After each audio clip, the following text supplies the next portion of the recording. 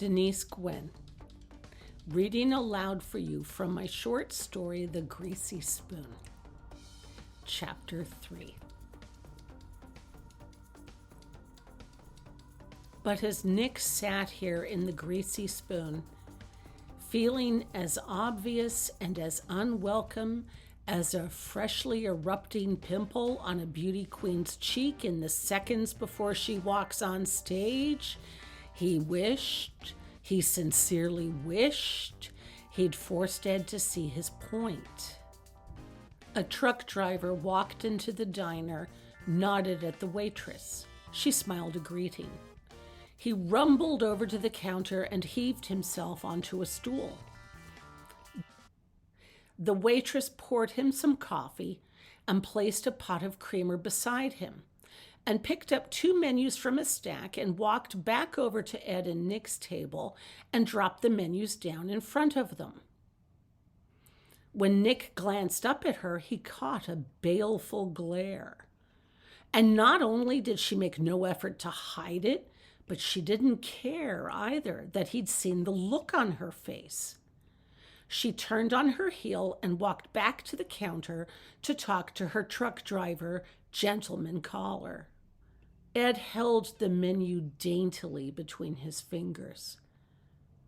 "What's the matter with you?" Nick asked. "I just can't believe." Nick picked up his menu, cracked open the brittle, lacquered spine, and studied it.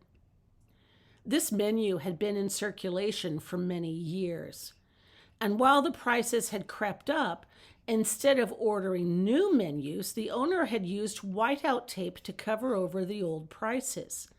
He'd printed the new prices neatly beside the whited out old prices and then stuffed the menu back into the brittle and cracking double-bound plastic sleeve. "What are you going to order?" Ed asked, then chuckled under his breath. "What's safe to eat here that won't give me a case of botulism?" "Not much," Nick said and glanced toward the counter. "That's right," Ed muttered, "not too fucking much." The waitress leaned forward over the counter, giving her customer a lovely view of her breasts tucked inside a lacy bra. "Pink, my favorite color."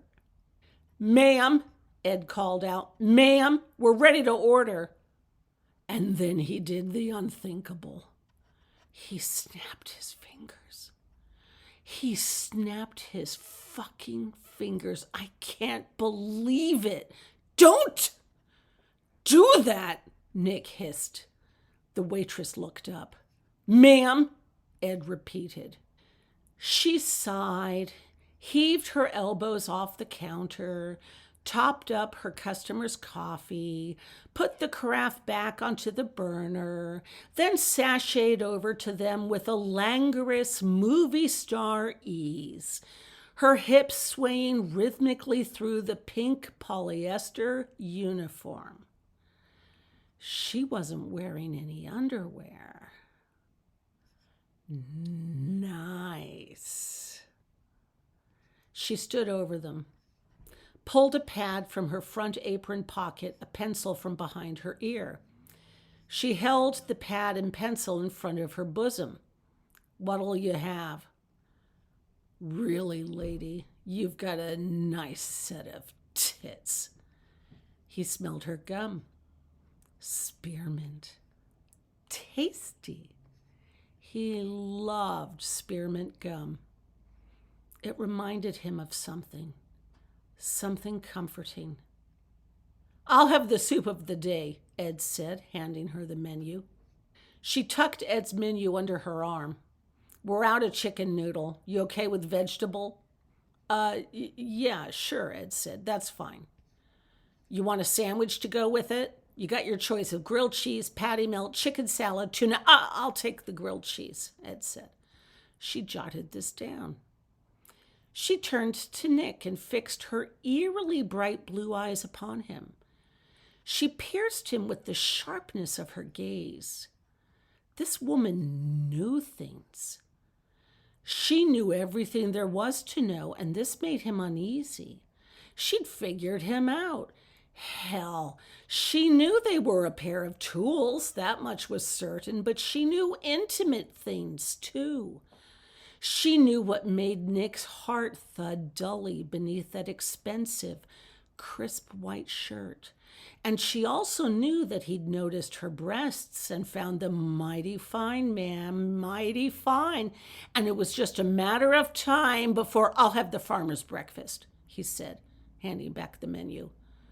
And I like my eggs sunny side up and wet.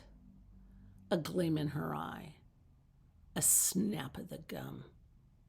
Okay, she said, and walked away.